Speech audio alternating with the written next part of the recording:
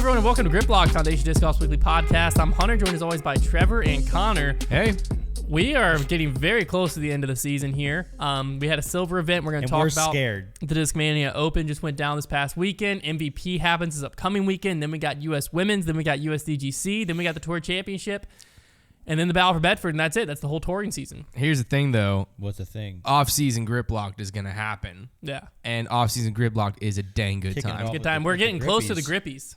Yeah, that's true. Can't wait. That's I true. did see where someone nominated the Swanky Disc Golf Survivor Series for a Grippy.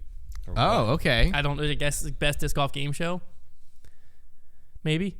That's never existed. We'll just think through it. We're going to kick it off with a Patreon question of the week, go over the Discmania Open, talk about Trevor's trivia, and then talk about it. We can talk about Trevor's trivia. We won't do it. We'll talk about it. And then we'll get some thoughts on this new MVP Simon line release and the way they went about it. And that'll be the show. Not a lot to talk about, but we'll find a way to make it an hour. We always do. But first, a word from our sponsor. Today's episode is brought to you by FoundationDiscs.com, specifically our monthly subscription box. That's Heck right. yeah. We have a 3-disc monthly subscription box. It's 3 premium discs plus a swag item each and every month for only $45. You can either sign up for monthly, or you can pay for 12 months up front and save yourself a little bit of money as well. This has over 21 5-star reviews. Everyone has been loving it, and it's because we put a lot of thought and effort into the theme of each box. I was explaining this on Instagram Live, but people get scared sometimes with mystery boxes that basically what you're going to be getting is just our leftovers, the discs that are sitting on our shelves that we've had for months or years that don't sell. And that's not the case for us. For example, this month's box A is our best value box yet, coming in at the value a little bit over $70. I think it's pushing $75 value once you factor in the swag items and everything. We work specifically with a manufacturer for this box. We're very excited about that. And we bought every disc that goes in this box, we bought specifically this month for this box. You're not getting anything that's just chilling on our shelf, and that's what we try to do each and every month. We're placing orders to fill these boxes specifically. We're thought out, planned out months in advance. You get a little theme card that explains why we picked the disc that we did, how we feel about these discs, what we expect them to do for you. We've had underrated boxes. We've had a Trevor box, a Brody box. You've got signed discs, custom stamped discs, all kinds of stuff. So if that sounds like something you'd be interested in, you can head over to FoundationDiscs.com.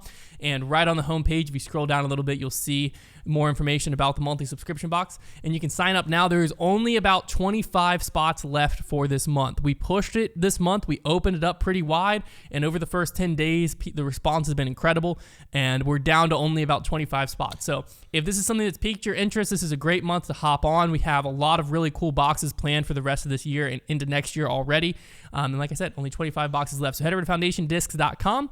And if you don't want to pick up a monthly subscription box, there's a lot of discs being added to our recently restocked collection as well. And let them know in the comment section of your order that Grip Lock sent you, and you might even get a little free sticker in there if we still have some sitting on the shelf.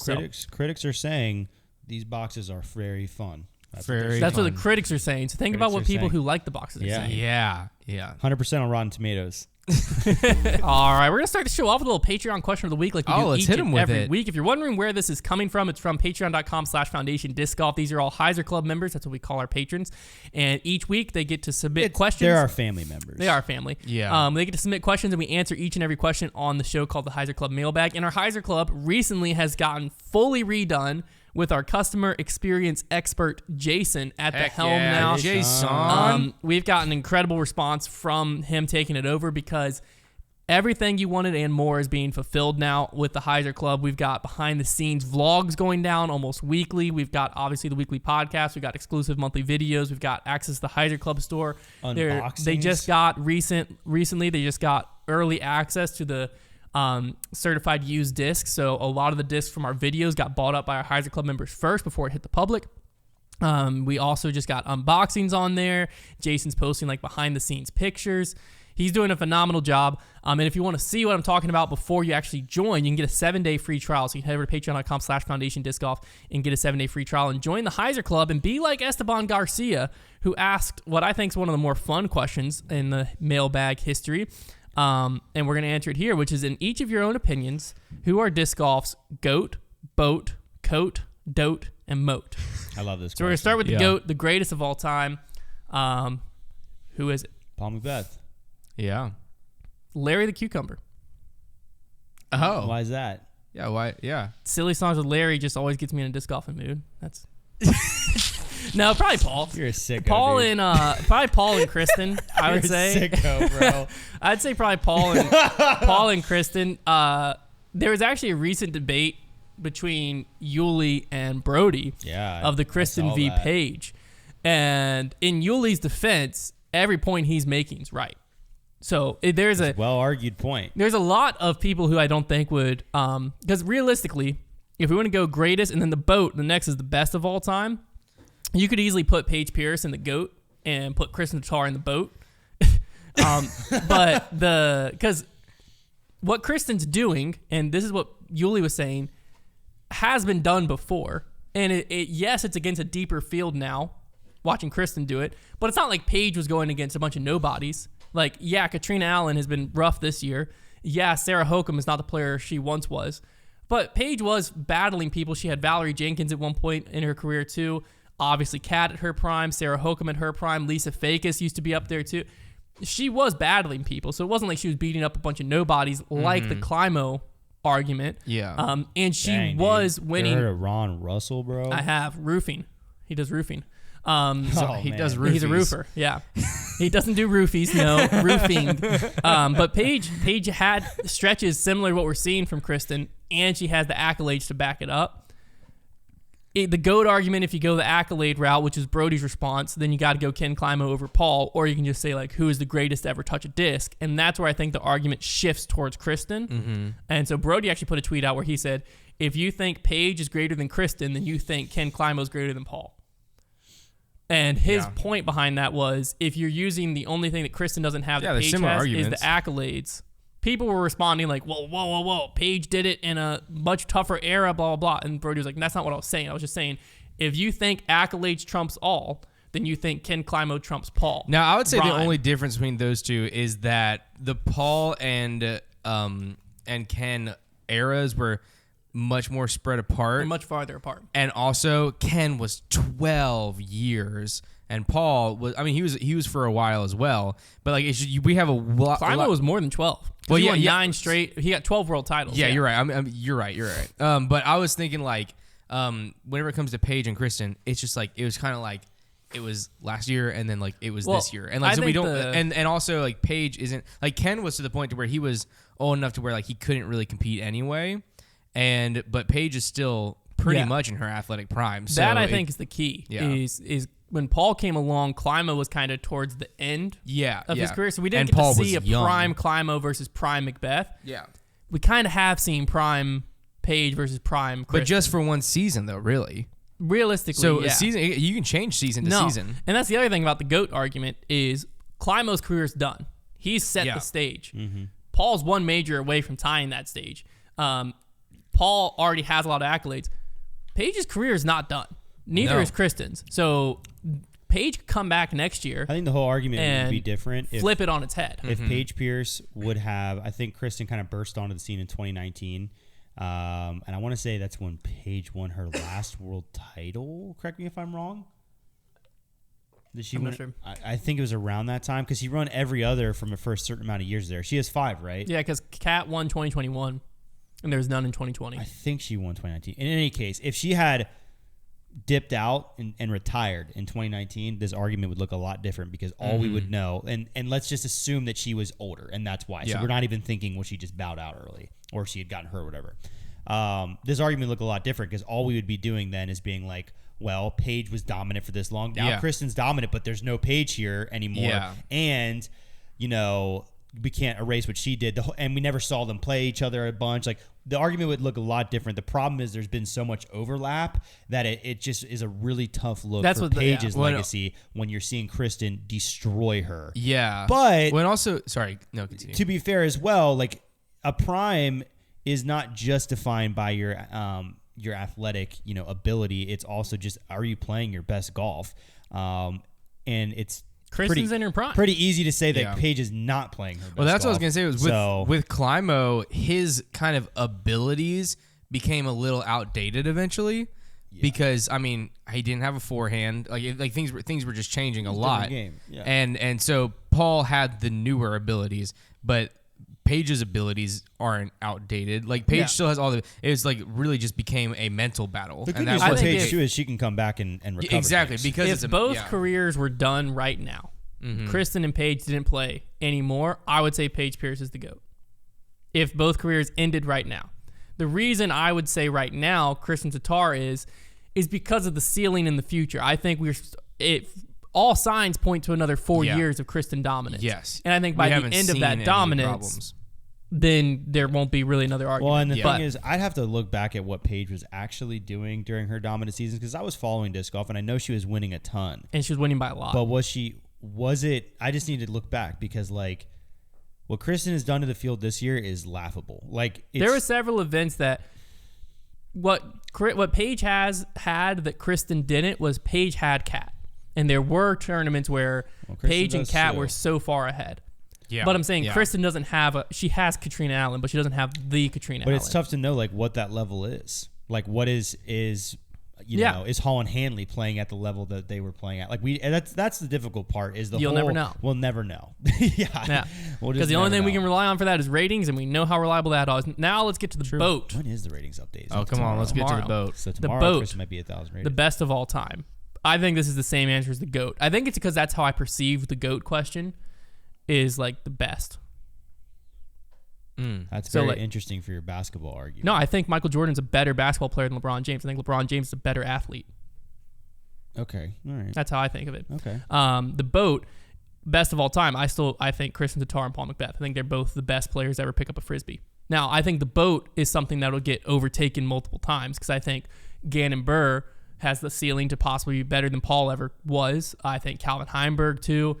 Kristin, there is other players who are young and up and coming. Sayananda possibly, who knows? Haley King has a lot of ceiling that could overtake that. But right now, Paul and Kristin's my answer for the best of all time. Yeah, I would probably agree. Yeah, I would say Haley King is probably the most like athletic FPO player I've ever seen. She throws somebody who like has such smooth form and just like looks so athletic out there, but doesn't produce.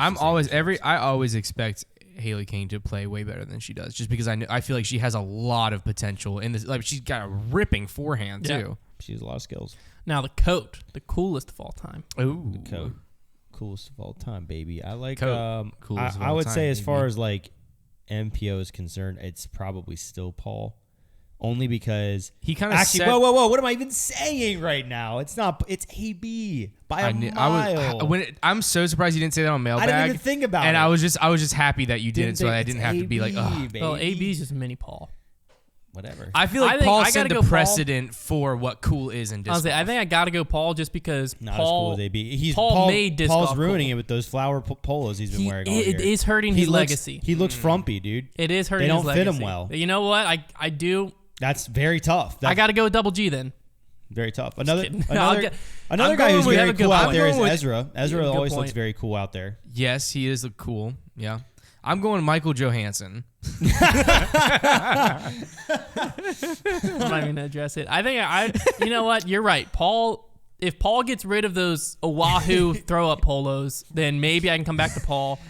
But it hasn't been good on him, man. It hasn't. Go back to you guys are making enemies right now. That gray with the pink flowers is not his thing. Yeah, but everybody listening to this loves it though. I don't care. It's not for me. It's the not coolest even of all time is subjective. It's you're right. It's you're right. To the you. patterns aren't even the worst part. I'm trying to think of who I think is like cool. You're millionaire. He needs to go back to the McCabe. Well, really, he needs to go back to that blue and white Innova polo that he was dominant in. I'll tell you who. You know what I'm talking about? I'll tell you who is cool. All right. I'll go AB. I gotta agree, I guess. Pro discus Kevin Jones.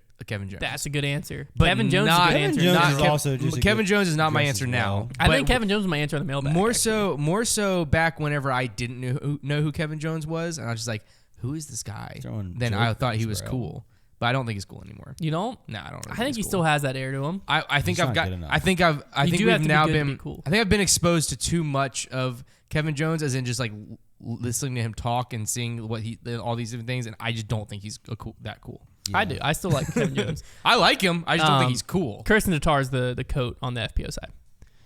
Mainly because she has a Nike deal and she was on the cover of an athletic magazine in Finland. Yeah, that's pretty sick. It's hard to beat that. It is hard to beat that. The dote, decentest of all time. Matty Nate Sexton's my answer. Like, yeah, he's owns Goggins in the FPO. Yeah. But Nate Sexton won, though. Yeah, but he's just his whole career was kind of what around, he's known for, though, is just being like his solid. whole career was just being. He would show up, come in sixth, and he was happy with it. I guess if you ask like what is Sexton golf, it's just like play decent. That's how he won. The tournament he won was just he played Sexton golf. Because like really what it means is like consistent and safe. But I guess that could also be decent-ish. He's just always gonna be decent. It's just like a little bit like I feel like it's a little bit too rude. You think decent? I don't want to. You consider decent an insult. I consider decent a compliment. Okay. All right. Yeah, I mean it's of all time. yeah. Well, because like he's never gonna play bad. If I were to go, you're decent, you're not gonna. If be I were to bad, go right? a different direction, I would actually name a guy like Michael Johansson. Yeah. Decent. It's fair too. Yeah. Or like Andrew Fish, most decent player of all time. That's a good one. I was thinking like consistent. Like they're decent. They're just never great, never bad. Yeah. Okay. That's how I perceive Sexton. Is he's never gonna do anything that blows your mind. He's definitely on the upper echelon of decent. I think. Whereas like I think I'm starting to kind of see Connor's point where like. I don't know. It's a weird word. I like the Matty O argument just because it's so funny that like it feels like so frequently you're watching lead card and then it's like all of a sudden they keep on cutting the clips of Matty O because they're like he's been doing bad all weekend but he's shooting the course record right now. That's funny. Decent, man. Decent finishes for that guy. Yeah. Last one. This will just be MPO Moat, manliest of all time. We had a lot of trouble figuring out who this was. Off of looks, Chandler Fry is a very manly looking guy. I just disagree. Looking. Sure, yeah. He just has a goofy personality. He does. I have no idea how to very answer. sweet, goofy. I think this might be a controversial answer. Okay, but I was thinking about it post mailbag during my pee. And it hit me. Not pee thoughts. I think it might have to be Nico LaCastro. And now it's toxic masculinity. But okay. But what? Like think of who you wouldn't want to get in a fight with. Okay. The only name that comes up is Nico. I'm not gonna. I can't talk on this That's segment. true. We all know why. I think it's Nico list. LaCastro. Well, like the dude just he's shredded. He's always athletic. That's debatable. Have you seen him shirtless? I like your argument of saying adding toxic. Well, yeah, because I don't think it's a type of masculinity like modern day, like. Bro, I'm gonna take Nate Sexton, man, because he's a father, a husband. That's a good answer too. Sexton's a good answer for like a different masculinity. It's just when you think of masculine, like if you picture it this way. This is not gonna go over you. No, picture it this way. If you put Nico LaCastro, it's good. No, I think what you're saying makes sense. If you put Nico LaCastro in a flannel, he could be on the brawny paper towel roll box. Yeah, but like so could Dickerson, and like he's a nicer guy. He's scared of flying though. Yeah. He's what? He's scared of flying though. No, I feel like Nico's got, I don't know. What the heck, dude? Nico's got that like manly air to him. Not the word I would use. I agree with you. You get where I'm coming from. The word whenever you don't get where I'm coming from? I do, but it's not. As in like toxic manliness, then yes, I would agree. I don't know, like using that word is gross, but yeah. But you see what I'm saying? Yes. I need to stay out of this one. Mm-hmm. Trevor's scared of him. I think Trevor being so scared of him right now adds to my point. True. There's just a different word that comes to mind. Are you scared? I'm not scared of someone who's not manly. Something about me. Is that true? I don't know. I said it though. Who's your answer? I'm gonna bow. He went Sexton. I'm bowing. I went Nico. Segment. I'm going. I called Nico the manliest of all time. You can't be upset. I like the Chanimal. One, he's got a nickname that. Yeah, Chanimal. Dude. Chanimal. Yeah, Chanimal. And also, he's a big teddy bear. I think that could be part of being. I think that like is like I don't know. I feel like all the manly men I know, dude. I had this one guy that used to cut my hair, and he was freaking 7 foot, giant dude, huge beard, and like, and he looked terrifying. He had tattoos all over him. Scary looking guy. But then while I was cutting your hair, he'd whisper in your ear and be like, "So man, how's your family doing?" And so like, I feel like that could be part. He's the manliest man I've ever met. I feel like Chanimal could be like that. All right, there you go. Except for not whispering. Yeah, he's like goofing. Chandler Fry, Nico LaCastro, Nate Sexton. So that's the Patreon question of the week. That's a little glimpse into what you can get on the mailbag. That's a lot of fun. It's a lot of fun. Those are very thought-provoking questions. Thank you. Yes. The Discmania, my thoughts were provoked. The Discmania Open went down this past weekend. We Hunter's had favorite tournament. Hit him with it. Ella Hansen taking it down. Deanne Carey coming in second. Juliana Korver coming in third. And then on the MPO side, Kristin we had... wasn't there. True. We had Eagle McMahon taking it down to playoff over Isaac Robinson, and then Gavin Babcock coming in third. Very fitting Gav. for the Discmania Open to have Gavin Babcock and Eagle in the top 3. Something about. Now they were there. Here's the thing. Controversy. MPO, there was, I think there was a total of like 50 players. On UDisc, it's 40. FPO, though, total of 7 players. 1 inside the top 25. 2 inside the top 40. Being Ella Hansen, who's in 6th. Hey, that's her first Pro Tour win, bro. Don't even. Juliana Korver in 27th.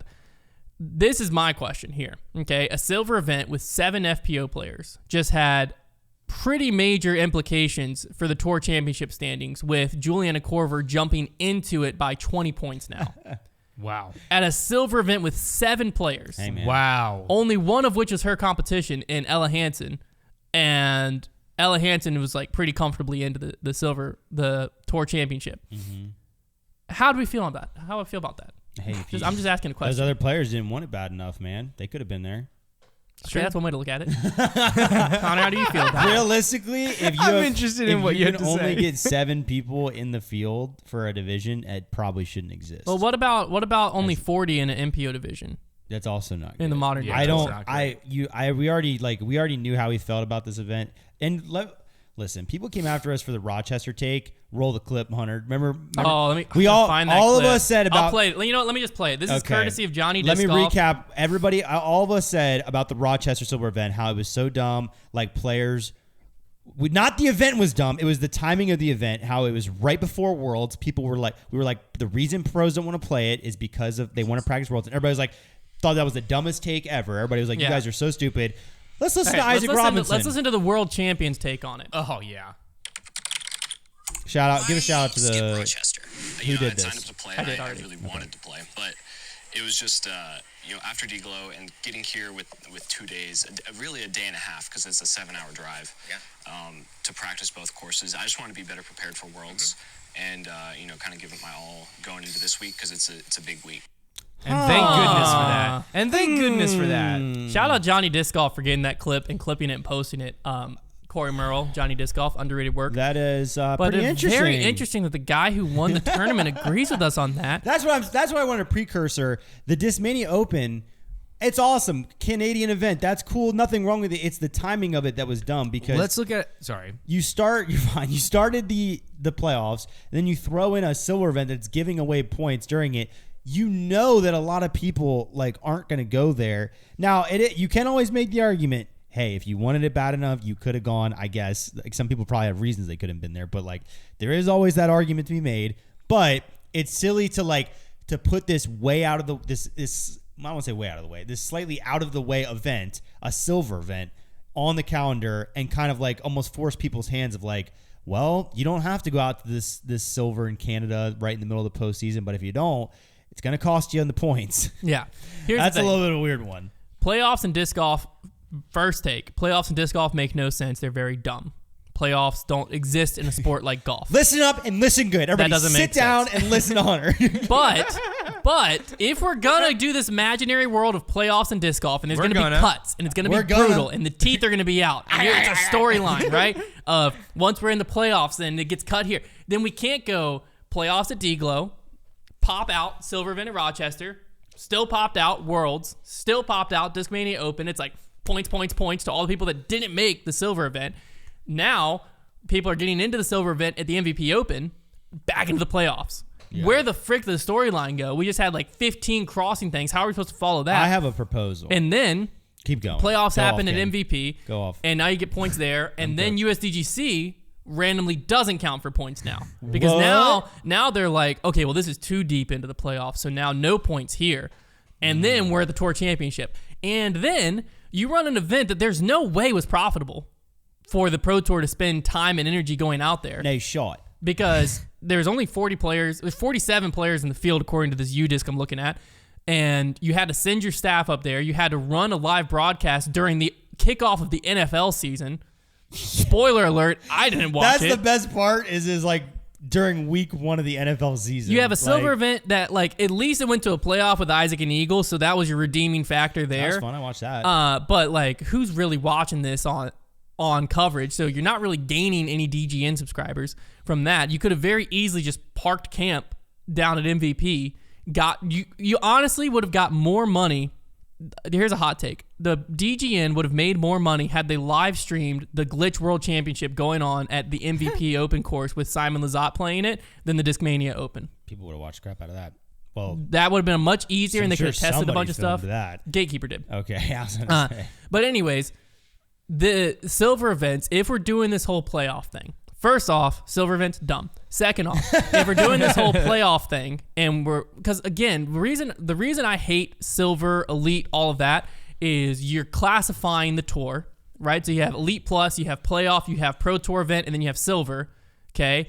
And you're telling us which ones to care more and less about by doing that, whether you want us to or not. And you're telling us silver events are what we should care the least about. And yet then when you post on social media, you're calling them all by the same name.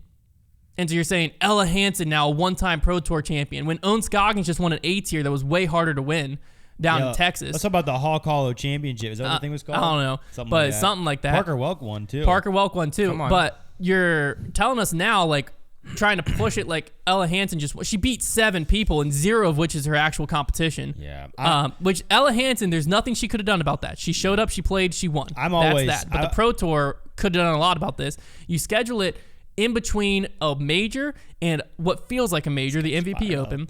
And then to top it all off, you put it into the playoffs. What did they do? They put it in the middle of the playoffs. Not the so then freaking you're telling us we're cutting the field, we're being brutal. We're telling people like this is where you can't make it if you're here, and then you're just open season for the entire field. Whoever wants to show up to get points the week before the MVP Open. It makes no sense. It's like the Pro Tour has one side that's sitting there and they're like, hey, this is how we're going to do the schedule. It's going to be super serious. Y'all deal with silver events over there. You figure out your schedule. We're focusing on a serious, super serious schedule.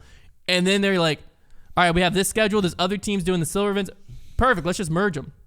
Okay, yeah. Who gives a rip where the silver events are? It was an emergency. Who gives a rip? The silver events, if you want to do it this way, because I get this is the only time we're near Canada. You want to have an event in Canada. Great. Fine. It's the only time we're near Rochester. You want to have an event in Rochester. Great. Fine. Once the playoffs start, the season's over. We're in playoffs. Yeah. Season's over. We don't have regular season games in the playoffs. You can't call the playoffs and have regular season games. That doesn't make sense. It is silly. Playoffs. So therefore, if you want to have silver events, if you want to do that, the regular season's over. The silver event would have to be a wraparound event for the next year. Wrap it. Still lets people earn points, but it has no implications on what the body of work players have put in this season just to get jumped by Juliana Korver deciding to be one of 7 people that drove to Canada. That doesn't make any freaking sense. Here's I'm off my soapbox. Go ahead. Yeah. Con. So here's something that I propose. I have a proposal. So I think it's very obvious from what Isaac Robinson said. All right, is that if he had gone to the Rochester tournament, he would not have won Worlds. According to him, yeah. Very obvious. Allegedly. So therefore, I would like to know how many Worlds casualties were taken. World champion casualties were taken at Rochester. Dang. Who played Rochester and Worlds? I would like to know. Robinson. A lot of people. Isaac's brother could have been in a playoff with him. That's Ezra a good Robinson point, is my world champion. A decent amount of people. He could have won Worlds. Matty O. Did Alden go to Rochester? I don't know. He may have, and he actually had like a top. And Matty O would have won Worlds. Matty O would have won Worlds if he didn't. We would be saying right now, Matthew O. World champion. Yes. Matthew. Yeah. You won a world title. Matthew. Here's my thing is I think the Pro Tour appears to be allergic to off weeks. Especially when they get the tour rare condition. They get the tour cornered up there in the Northeast, way up yonder, and they're like, we can't just leave them up there with nothing to do. Let's at least have this silver event. Or maybe they were just nowhere else on the calendar. Here's what I propose. If you are going to have to throw in this event there because you're like, you know what, Canada wants to do this event, Discmania wants their event, this is the only place we can put it, make it a match play or some kind of exhibition like that. Heck, even make it a doubles tournament. Heck. Get a little bit of cash out there, incentivize the players to go out there and have some fun. I can hear the comments already rebuttaling this saying no one would go. Look at the field of what just showed up in the silver event. No one went anyways. Right. So make it. Don't offer Pro Tour points because I think that was the major flaw of this. Just get some heck of cash. Just make it a little bit of a fun spectacle. Give them something to do with their time, a chance to go earn some money. Like I think that's a part of this. We want the tour to be able to earn some money while they're up there in the Northeast. So do it that way. It was very silly. I'm always a proponent of you beat who's in front of you. Field strength, is important, but, a lot of times there's at least a few people to beat. 7 people in the FPO division, only 40 in the MPO. It was tough. It was a tough one. And you know what? Hey, that's that. Well, the other thing I wanted to bring Thanks up for is listening. I think they found the trophies in the discard of a local pottery store. Dude. Oh man. Jerseys was a cool Listen, touch. we're gonna I'll have give to, you that. Well, here, so It's a silver event. for starters, before you go off, it is a silver No, event. for so I don't care starters- nearly as much. Wasn't It even a should real be made out of tournament. for silver. starters, the hockey jersey thing is fun, right? But like, and they did like the captain C because it's like kind of like you can argue it's like champion, and Yeah. that's fun. The C was like peeling off of Ella's I didn't jersey. know. I saw No. that in the picture, and I was like, come on, like we can't even get the C on there. And like I think the jersey that is fun. It's an event in Canada. Maybe that's a little pandering. Like, all right, but it was probably their idea. So Yeah. as In long America, as it was the we give 'em a Canadians' ideas. hamburger, so if it the makes sense. Americans went to Canada and handed out a hockey jersey, that's a little ridiculous. But if it was the Canadians' idea, fine. I love hockey. That's sick. I would like that as like a Yeah, part of nothing it. wrong with that. But then I would have been less mad if that was the only trophy. Because like at least it would have been like, okay, that's fun, I guess. And then they're holding out what appears to be a candlestick made out of pottery or something. I mean, it was like I was just like cracking up laughing looking at this picture because I was like, what have they done? Like, Brody's over there licking his chops like he's like, ready to see what the next trophy is. Come My on, big guys. thing is, at least it was a silver. Did Brody tweet anything about it? Oh yeah, he's just getting Okay, stirred okay. up, dude. He's getting ready. And then somebody like responded to his tweet and was like, posted a picture of like a car air filter or something. It was like, don't you know the history behind these trophies? Like, oh, it's so funny. The trophy thing is like, I mean, I don't know what Grippy Award is going to be centered around that yet, but there might be multiple trophy themed That Grippy will look different than the rest of them. Oh, I guarantee you, the Grippy You know we what give we out should for do? worst trophy is going to be hilarious. You know what we should do going forward? Because like the No, Grippies, it would be funny if we give out the Grippy for worst trophy, and it's the grandest one. It's like a giant cup. Here's my proposal.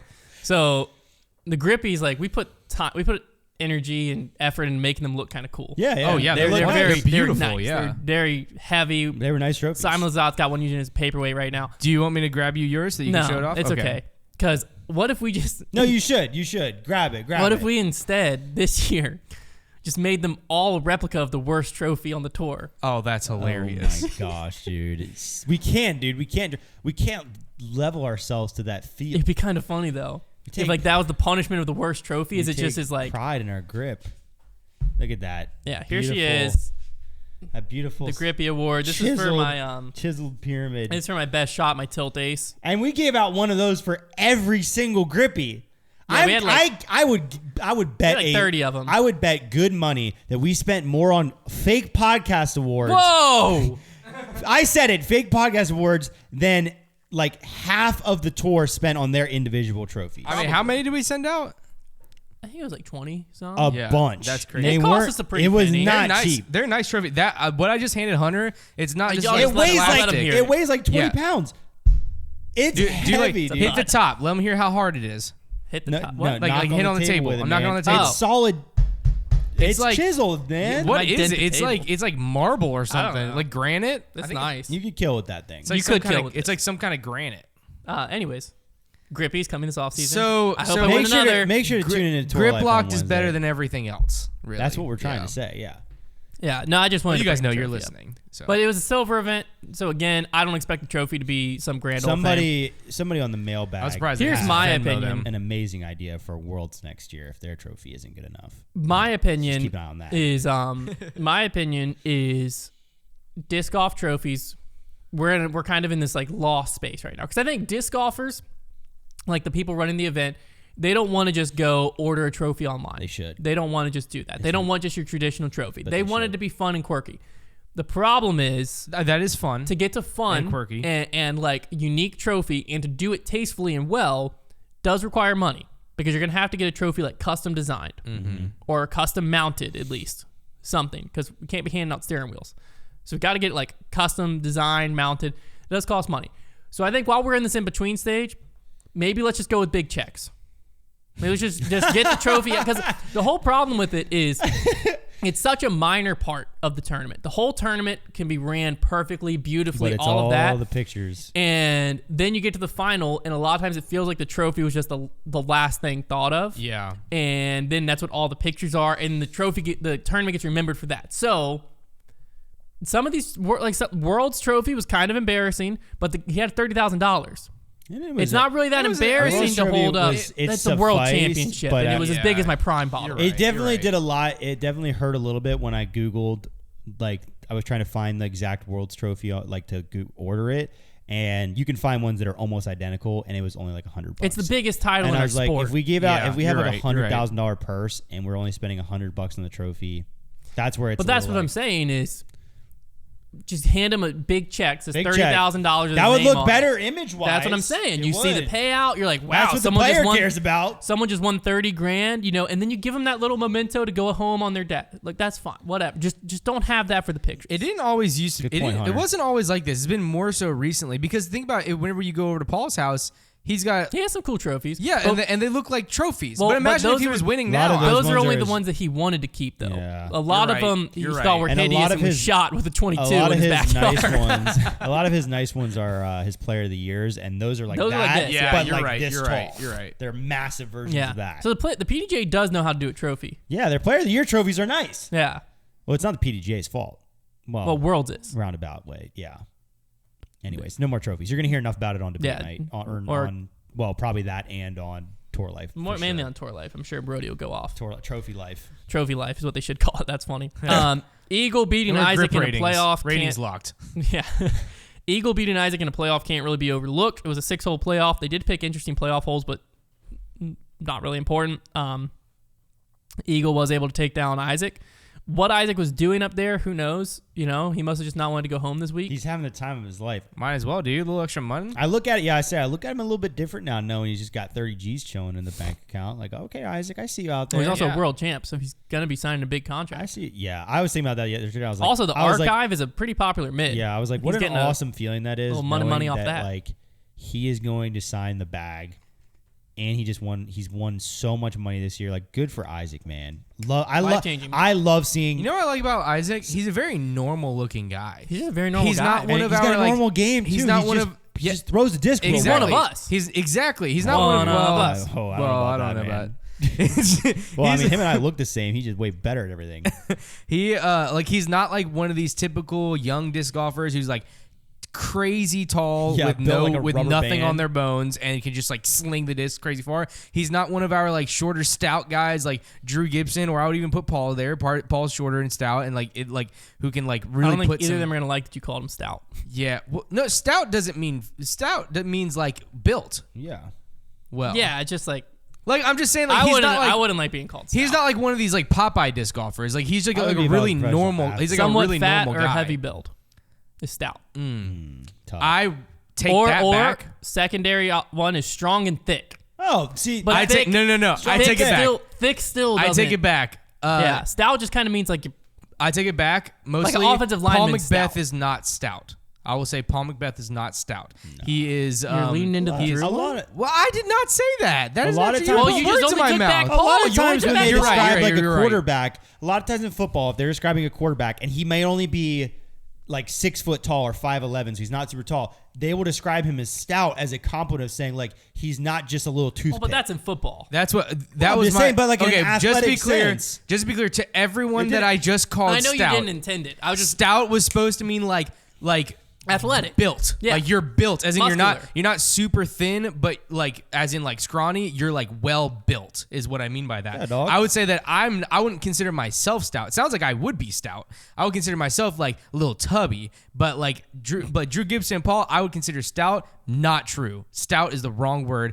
I'm gonna stop talking now. Okay. I saw it coming from a mile away. Not my whole purpose is to say I understood what you were saying. Isaac Robinson, normal guy. Yes. Love him, dude. A lot of people like landed. A lot of people get like, I don't know. A lot of people I feel like don't like it when people get disc golf rich. They look at him in a different way. I love it, man. I love it when I see a disc golfer get a huge contract and make a ton of money off this sport. I think the culture's changed. Because there used to be like this hush hush nature around people who make money in disc golf. I love seeing their lives change, man. It's awesome disc to golf watch. That's a good side of disc golf. It is awesome watching a guy play this frisbee sport that they're passionate about and become a millionaire. That rocks. Yeah. Good for Isaac. He's good for him. Isaac Robinson's thing going is to be a how millionaire. quickly it can happen. But also like good for one season. I don't know if he's going to sign $1 million a year contract. That would surprise me. I think eventually he'll become. Well, think about Gannon. It was like one season. All of a sudden, this kid's got a lot of money. You know, Yeah. like that's exciting. Changes your life, yeah. And huge props to the Pro Tour for that as well, because obviously a lot of it comes from manufacturer, but Dirty G's, baby. You got players out, which that's the PDGA, but you got players out official here. tour of the Pro Tour, official something of the Pro Tour. Well, the Tour Official Championship something. probably will push 35 to 40 this year. It did 35 last year, so it better might be more. get- might get I hope 50. it hits 50. I hope it hits 50. So shout out to the Pro Tour though, because you have players making six figures off of earnings alone. Yeah. Like multiple players making six figures off of earnings alone. That's crazy. One of my favorite things to do is just go to the PDGA and search a player who is just like a top 15 player. Let's like, just do it right now. Like if you search, the one that was really cool for me was when I searched, if you search Matty O, though, he's a good example because he's a guy He's just out there playing every week, not winning. but finishing well, but Yeah. not winning, and he's made a ton. 42,000 this year. 42 grand in earnings just from his winnings, and that doesn't Just include from bonuses winnings, that he's probably been getting for being on lead cards and getting top threes, podiums. Yeah. So Matty O, for all intents and purposes, with all his bonuses, might make 60 Well, grand. let's paint it this way. and Matty he's going to O- make the tour championship, so he's going to make more money there too. Matty O has been a PDGA member playing since 1999. This is year 24 for him. About 13% of his total career earnings have come in this season. Yeah, That's how much it's improved. Another one Wow. that's crazy is if you look up some of the FPO players, like if you look up Missy Gannon, now she just won, so hers went up a ton, but her earnings are insane because the FPO field, if you're consistently at the top, 49,000 this year. so far. 49.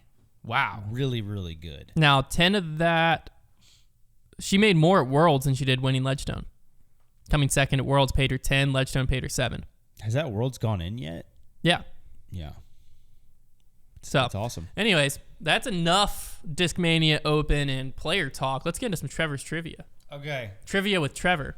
Others try, but Trevor does it better. Yeah, Travis does do it better. Trevor with a CH, of course. Yes, Trevor. We're gonna play a game today. Say Trevor without it sounding like a CH. Trevor. Trevor. Trevor. Trevor. Trevor. Trevor. Go ahead, Trevor. Go ahead, Trevor. We're gonna play a game kind of Trevor Young. okay. Sorry. Kind of Price is Righty. Okay. Rest in peace, Bob Barker. I saw he passed away. Oh. People were saying like it was it was, I don't know what the word, poetic that he died at 99 because he never went over $1. Wow. Loved that. I thought That's that was funny. great. Bob Barker was pretty awesome. So I have the list of PDGA approved discs, and the way this game is going to work is one of you is going to name any disc you would like. So let's say Konner, let's just say Konner names, let me just go back to Paige a little bit to get to, there's been so many discs approved recently. Let's say Konner names the FD1, which is like the new one that Discmania just approved. Mm-hmm.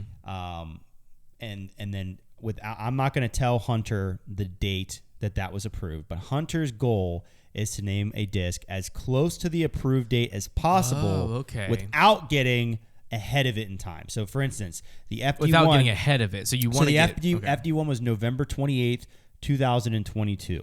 Your goal is to go as close as you can without getting to November 29th, 2022. Okay. If you go over, Wow. you earn no points. Oh, my goodness. And you're trying to get as close as possible. So the way I'll do the scoring is if you get within, we're going to go by the month. We're going to round to the nearest month. Dang, that's going to be tough. So if you get within if you get within 6 months, we'll make that the tightest window. If you get within 6 months, you get 10 points. If you get within a year, Okay. you That's get what I'm 5 interested in. points. And if you get within 2 years, you get 3 points. Okay. And then we'll say if you get within, what did I say? That was 2 years. Yeah. Yeah, we'll make it that's as good as it goes. And if you go over... we'll say if you 0. we'll say 0 if you points, go okay. within if you get within 3 years, you get 1 point. Okay. Okay. And then over is just 0. Over is nothing. This is a fun game. I like this game. I don't know how good I'll be at it, but I'm excited about it. Okay, so Konner, you can serve, All right, I'll serve. and we'll go. Each of you will name 3. Are we going against each other? Yes. So Connor's trying to stump me. I'm gonna stump him. I'm gonna not be. You guys like? Did you guys like my Wii tennis? I sound? did. Good. I was trying to make tennis noise like the other night when we were watching tennis. We were watching the U.S. Open, and completely unrelated. And I was just laying there, and I started going. I can't do it now. I did it. It was pretty good. the other day. That's I can't impressive. Do it now. Too much pressure. Yeah, I'm not I sure liked what it though. happened. Yeah, I can't really do it. That was close. That was better. That actually sounded like a rocket. A rocket. That actually is pretty good. It's like the reverb too. That was pretty good. I was pretty proud. That is pretty good. Wow, I I'm was- impressed. Save Liz for was the like banter, asleep. Hey, save for the banter. Save for the Liz banter. was asleep and she woke up, and I was like, "Oh, I'm sorry. Did the tennis match bother you?" And she's like, "No, but you did." I was like, "What are you talking about?" I was doing it. She didn't find it funny. I laughed. All right, I'm I gonna would've thought it was go funny, with. man. Thank Should have you. married me. Go ahead. I'm gonna go with the Innova Viking. I think that's sneaky old. Okay. But how old? I feel like it's pretty old. I feel like it's older than I would think. So I'm going to go with. You think it's And older remember, than you would think? I don't know if I explained this. I don't think Okay. I think I forgot to explain this part. Okay. You're not just naming a date. Yeah, no, I'm picking a You're mold. picking a yeah. mold. Yeah. That's right. I forgot about that. Yeah. I forgot about that. I feel as though that disc was approved close to the time of the Dynamic Discs judge. Oh, I think 2012. Okay. All right. I think the judge is 2012. So The Viking is in. They do have it in like the CE-ish plastic, but I don't know if it was ever in CE. So you were right. The judge is 2012. I knew the that. Viking was Wow. 2003. it was really old. Okay, I was way off. 0 I was points. right that it was way. I really was right. It was really old. I just didn't know Yeah. how old really old was. It's hard- I how- didn't discover it until like 2018. Also, you're gonna want to name Saying a month something's- whenever you do this, because remember that counts. Wait, does that name? no, a I don't have month? to name the month. I just have to name a disc. Oh, yeah, that's right, because it picks the month. Yeah. Confusing Come on, man. Saying something's old in disc golf is hard because it could Yeah, be you don't like know how old. 2013 is pretty old, or it could be Right. The There's 1999. like 2 stages of old. Yeah, yeah. The yeah. Viking's a phenomenal disc. Very It underrated. is a good All right, disc. Hunter, Yeah, your turn. You serve. I'm scared. Well, okay. the you just- Discmania TD2. TD2. Is a TD2 a disc? I don't think Or just so. a TD? It is. The TD2 Is it is? TD2 It a is a disc? Yes, it is. It was called the Fever. Yeah. Wow, I know. Okay.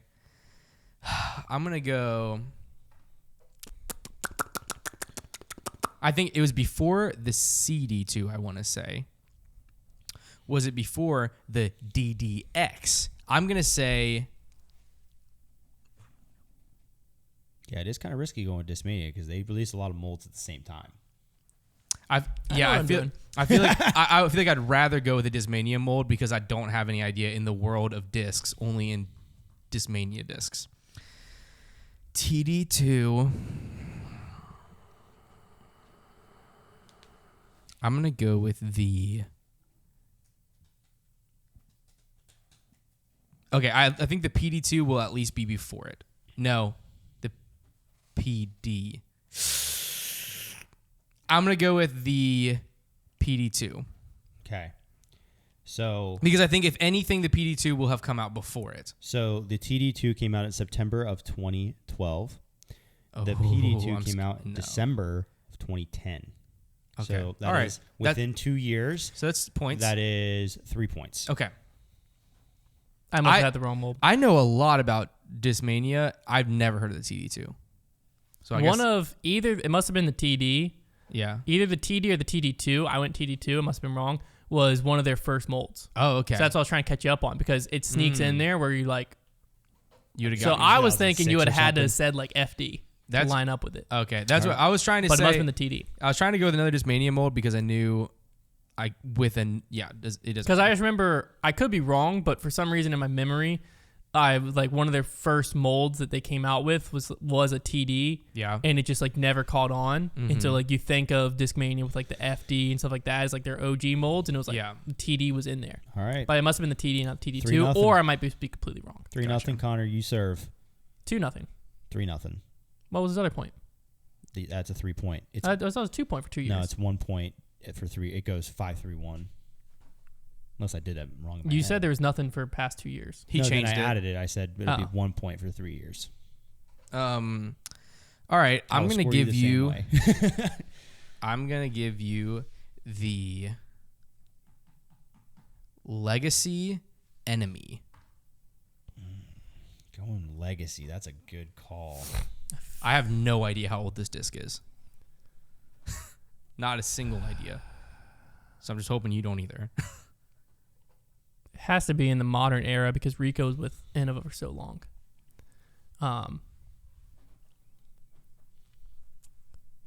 I'm gonna say it probably came out around the same time Prodigy was starting. I like that. Okay. But what was Prodigy's flagship original molds? I'm gonna go PA3. I'm gonna just ride with that. PA3. So the Enemy came out in August of 2015.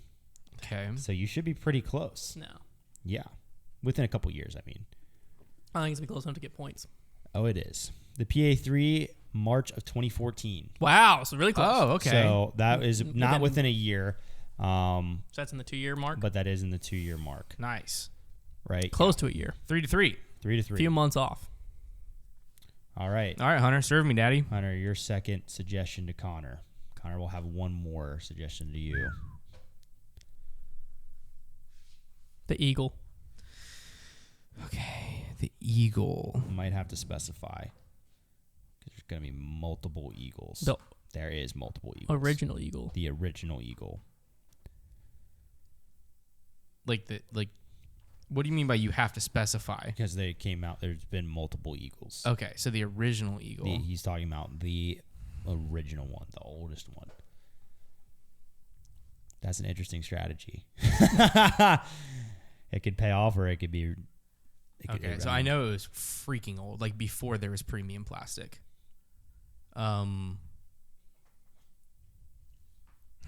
Was just a disc that came out before that. The Marauder? I don't know when that came out. I don't even know what the Marauder is. It's a Discraft disc. Okay. Dang. I'm an idiot. Okay, just think. Could have easily been Legacy. So the I was like, Gazelle? Maybe the Gazelle? No, it's not the Gazelle. Well, no, but they kept on making... the AVR. So the Eagle was April of 1983. When did the AVR come out? I don't remember. The AVR was January of 1984. yes. Dang The Eagle was like, That's I think our the first only one bust. you could have That's beat our it first with bust. was the Arrow. Yeah. Yeah, that makes sense. That makes sense. My strategy was basically... Think of a disc that came out before it. That's what I was... Well, eventually you'd have to No, I start was just going thinking like there's only going to be like one answer, if any. Well, there's a good few, but there would be... But your list was so narrowed. Yeah, you'd have to name some really When you weird get to like ones. 2015 age discs, All then you right. can name a bunch. Konner, this is your last serve to Hunter. I don't know if I can come up with one that good, though. I'm down by... No, it's tied up at 3. It's tied. Oh, we're tied. You guys both got one within 2 years. I'll go with the...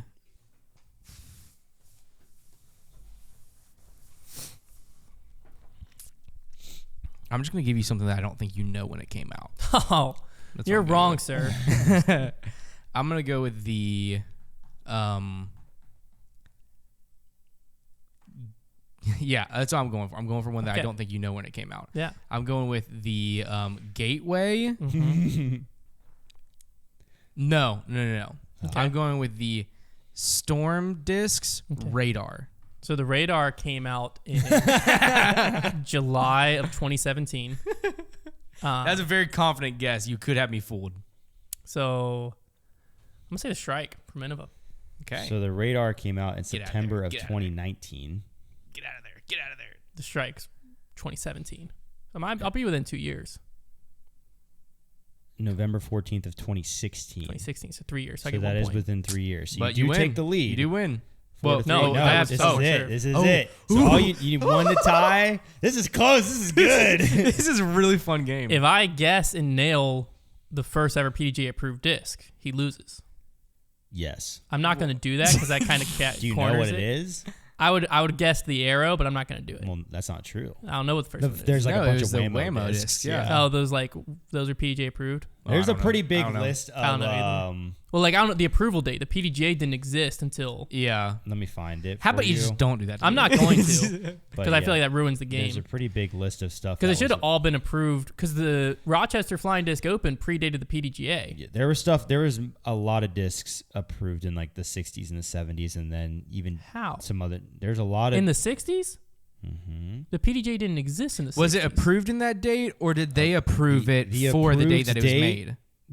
The approved date, the very first disc, the approved date was 1964. That doesn't. I'm gonna just. I wonder if The PDGA did not exist in 1964. I wonder if they just like approved the disc. Backdated it. They approved the disc, but then they said when it was made. Probably, maybe that was you're it. probably right. Because the PDGA 1976. Yeah. So they were approving stuff 12 years before they were founded. Yeah, so that They was Balls in your court, PDGA. They approved a disc. They just approved it based on. Innova was quite a bit down the line with their first approved disc compared to a lot of other companies. All right, so we're going with. What was the first approved disc then? I'm not going to say. Well, I'm not going to guess it. The very first approved disc, according to them, there's a whole list of molds, but they were basically Whammo, like certain Frisbee molds. Makes sense. Like, Yeah, so what we thought. And then there was like the Whammo Fastback, the Whammo Master, and these were like in the 60s. I'm A going little history for you guys. with. Little hist. Whoops. Come on, Big Hunt. Hit me with it. This is very exciting. Bugs Bunny.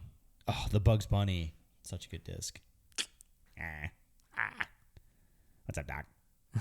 And what's up, Doc? That's pretty good. That was pretty good. Come on. I'm going to go Between your tennis and your bugs, we might have a little bit of Innova something. Wolf. Okay, I love that okay. pick. I love that too. that I'm pick. going with the. Hit him with it. Is the King Cobra too old? The King Cobra. Yeah. I'm going King Cobra. Gotta be Innova too King new, Cobra. right? That's got to be wildly too new. Ah, The Wolf came out in buggards. 1999. Yeah. Ooh. If you would have gone normal Cobra, you might have been close. But the King Ooh. Cobra is I like, think Yeah, the that's King like Cobra is like 2010. 09 or 10. yeah, pretty new. King Cobra did not pull up any results. Let me search. Oh, up. daggum, dude. Doesn't exist. I win. You lose. Hold on. Let me just search Cobra and see what pops up. Do they not PJ approved as a King Cobra? Maybe not. So the normal Cobra was 1988, which also wouldn't have got you any points. The Cobra Classic was 94, also wouldn't have got you any points. King Cobra does not. If you search Cobra, Now, that's not true. did they spell King Cobra with a K? Did they do it for the alliteration? No, it's right here. No. King Cobra, like how you normally would spell it. Not PJ approved, apparently. What? What mold is this then? Yeah, Date of approval was 88. It's just the Cobra mold. they just made it in Champ. We're all so silly. That can't be true. Well, it doesn't matter. It won't award Konner points anyways. It was too far away. the Yeah. King I didn't Cobra. realize- No. The King Cobra is a Cobra with more bite. They just never got it approved. I think they're watching us. There's a camera there. There's a camera there. Do we need to file an official complaint? Yeah. Can we get tournaments overturned because people were using it? Holy The crap. King, Because his date of Guys, approval was who's that at the door? It looks like Dave Dunapace. the King Cobra. It says the He's date going to of snake approval strike me. was January 1st of 88. But that's just the Cobra mold. I think we just found something that's bigger than all of us. Yeah. I'm I think that gonna go we're in gonna- hiding. I think that- we're gonna I have need to delete go this get my footage. family and lead the country. We're gonna have to delete this footage. We're gonna have to delete this footage. I think that we all have to put King Cobras in our bags now. We don't There's put one in terms. the one just came into the U section. No. We're gonna need It's- to compare it to the Cobra mold. They're sending us a message. Oh my god! I just got an actual King Cobra shipped to me in a box. Oh no, dude! You're gonna get bit. Yeah, that's fascinating. All right. Speaking of molds, new Somebody molds. in the comments. Speaking of please. molds, Yeah, help us out, We got black comments. mold in here. Speaking of molds, we got a new mold that just came out, part of the Simon line. Well, it hasn't really come out yet. It's been pre-ordered, but Nobody's gonna actually have their hands on it because everybody only gets 10. this is the thing. So MVP is doing something that other manufacturers have never really done before, and I just want to get thoughts on it. So Yeah. basically, this first run, MVP went super limited first run with dealers. So they normally MVP the first runs, from my remembrance, they sell themselves on their pro shop, and then the actual first run stock stuff comes to dealers. This time, they said, "Hey, we're gonna sell them to dealers. All dealers, no matter what tier you're on, period, get 10 each, yeah, max." I don't even think super limited is the right word. I think it's like Well, you just won't get one. Well, no, because super basically what they're limited, saying. there's a lot of dealers. Yeah, So had they put it on their site, it's probably the same amount as their protos they normally make. It's just they spread them out. I mean, if there's 500 dealers in their network, that's 5,000 discs. That's probably a normal release. yeah, it's a weird one. But anyways, 10 each. And then this is the kicker here. MSRP and also MAP, I believe. So the minimum and the suggested is $40 for these. So dealers are getting 10 each. most dealers are going to want 10 each, and they're selling them for $40.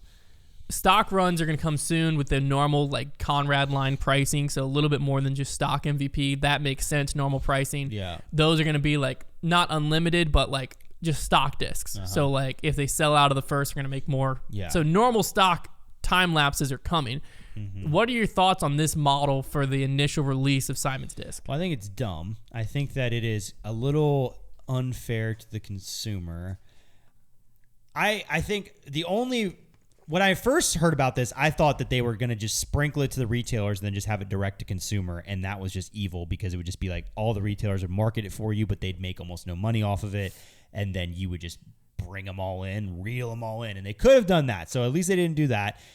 So that leads me to believe that they're basically just doing this to generate hype for the big run, right? But my thing is the scale of it is so small that it just feels a little silly to me. It feels I just don't really get it because like if you're a retailer of foundation size, for example, there's literally no point of even putting it on the website. We're not putting you just make people mad. We're gonna just put them in Black Friday mystery boxes. The larger retailers, like there's just it's almost pointless because we can't push that we have them, right? Because we'll drive hundreds of people to the site for 10 discs. So I don't quite understand because if I'm MVP, and this is what a lot of companies do, you can make money off the proto. And then the first run, and then the first stock run. You can get 3 runs out that people will all care about individually. This line of discs has so much hype behind it with Simon. I mean, these things are going to be crazy sellers. So I don't understand because, like, if I were them, I would run a big proto line, would have sold. Then I would run a big first run line, it would have sold again. Like that, it's that simple. Here's my and $40. Like, come on now. If you're gonna run this tiny run and then you're gonna price gouge too, here's what I think. What are we doing? Because I think the retailers have voiced. I've never been displeased with how MVPs ran stuff. In the past, their quality's always been great to retailers. Like, they take a little bit of time to get turned around, but I think that's the Simon effect where they had more demand than they expected. I just want to know. That's my only qualm I've ever had with MVP. But I've heard other retailers complaining about like not getting their hands on these limited things. My thing with limited discs is as long as it's either all or none when it comes to retailers, then I don't have a problem. Yeah. Like if no retailers get it and you run it yourself or you give it to all retailers, it's the all or none. I'm okay with that. Sure. I don't care if MVP drops a disc. That's right. And we I don't care. That's actually what that means. Exactly. In that song, I don't care. Like Discmania does it some. Discraft's done it where I don't care if a manufacturer releases a disc to the public and retailers, we can't get our hands on it as long as no retailers do. Yeah. I'm chill with that. But I don't think everyone else was because I think they see discs being dropped and they're like, I wish we could have our hands on that. It would sell for us. So I think they voiced their opinion. And in my head, what this seems like to me is MVP probably typically makes X, Y, or Z amount to keep the first run collectible. The stock proto run collectible, we only make X amount, 5,000, 10,000. I don't know how many dealers there are. We make this much, and they normally just sell them on their site, sell them out at $20, boom, done. If you're MVP, what they basically just did is every retailer is going to buy 10 of them. They're going to sell out, and they're still selling them at $20. So now they just decreased their back end fulfillment time drastically because no one's picking colors, no one's picking weights. We're just putting 10 in a box each, taping it up, slapping a label on it, shipping it to every retailer. Every retailer is going to want one, and you got to have them. So you're going to pay the $20, the same as a consumer would have paid. And then consumers want to get their hands on them. And it's going to be hard to get your hands on because each retailer is only going to have 10. So you're willing to pay the $40. So retailers still make margin, right? And at the end of the day, could have been everyone's happy. So I think that's probably their model is that like they know this is a guarantee way to move them all. Retailers are happy because they get their hands on them. Consumers can still get them. And then everyone's desire that didn't get one is going to be satisfied with the first run. The problem with the equation is, I think the consumers, maybe I'll be proven wrong, but I think the consumers are still going to lose on this one because they're going to have to basically play the Google game and try and find a place that has them. And B, their biggest customers, their biggest retailers who buy the most of their plastic are not happy. Yeah. So I think it's a double lose. I don't think it played out well, but I think that was probably the intentions behind it. Yeah, no, what you said makes sense, but I just think it's silly. Because MVP still makes their money, still makes their margin. They actually probably made more profit per disc because less fulfillment time. And then retailers who were being loud and complaining, you can now use this as evidence of like, hey, we did let you in on an exclusive run. Y'all weren't happy. We're not going to do it again. Here's what I will tell you. Here's what I'll tell you out there. If you're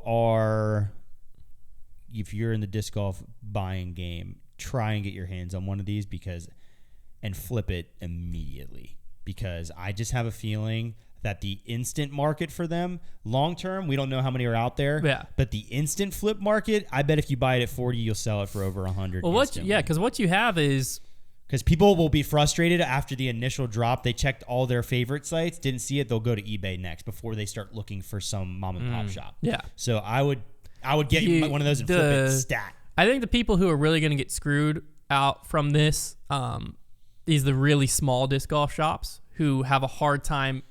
Luckily, it's only 10, so surely they can find 10, and you can sell them on eBay yourself. I don't know if that's true. Don't listen to me there, because I've never done that, and I feel like that might actually be against. I could see that being against a policy. So I've seen companies don't actually do run stuff off of eBay. Yeah, but I don't know if they should. I'm gonna be interested to see if companies like upsell them. But that could be there could be some people who $200 for 10 discs is a lot, which I probably should have double checked to see if that price was public. I know the $40 is, anyways, doesn't matter. But I think there could be some people that get stuck with 10, but realistically, long term, you're not going to get stuck with the 10, because once people see that you can sell them for $80-$90 on eBay, then the consumer flippers, I mean, that's just printing money. So then they're going to search everywhere high and wide to get their hands on one. It's going to be very interesting to watch. I don't think it was the best idea. I think that people are obviously upset by it. When is drop day? Well, pre-orders are already live pretty much across the board, because you can just pre-order whenever. So I don't know when the actual release is. Interesting. I feel like September 20th maybe is a date that's in my head, but that could be wrong. This disc better rock, man. But also, if you're a content creator, get your hands on one, because that's an instant views machine too. But yeah, I think realistically MVP should have just rolled with what they normally do and sold it direct to consumers through their site, and then said like, hey, the stock run. Or if you're going to release the protos to manufacturers or retailers, then the limit should have been higher and the price should have been lower. But I don't think it was an awful business move, because everyone's still going to want them. Everyone's still going to buy the stock time lapses when they come out in a few weeks. And realistically, everyone should be happy, because the disc should be worth more than $40 to a consumer, especially if you flip it quick. Retailers should be able to sell them very easily, and MVP sold them, I'm sure, very easily, because who was not going to buy 10 of them? I wonder if there's any up on eBay yet. Any pre-order people pre-sell? That is a good question. Let's take a look. It's called the time lapse. Yeah. Time lapse disc. Nope. There's a movie called Time Lapse. $70 for a Blu-ray. Come on now. Yeah, I'm not seeing any. Okay. What's that, signed by Mr. Lapse? Mr. Lapse himself. Nothing. No. Wow. Okay. Nobody We'll do one more search. Nobody going that aggressive yet. No. Nothing yet.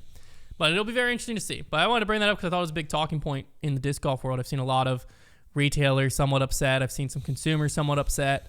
And that's where I feel like MVP was probably coming from. It'll be interesting to see what they do with the next Simon line release, how they attack that proto drop, if they go the same route or if they go back to their old route. But who knows? They're going to pay off his whole contract. Yeah, I'm sure they will. The Simon line is going to be very, very popular. No doubt about it. And the time lapse kind of looks like an MVP destroyer. They won't have any more payments. Flight-wise. They won't have any more monthly payments due on their Simon. Yeah. As someone who can't have destroyers in their bag, I'm very excited for the time lapse release. I think it's what I want. We'll find out though. Don't forget to tune into the MVP Open preview show this week. Playoffs continue. One of the best tournaments of the year, the MVP Open up at Maple Hill. And we'll be back to wrap it all up next week on Monday. Same time, same place. Talk to you then.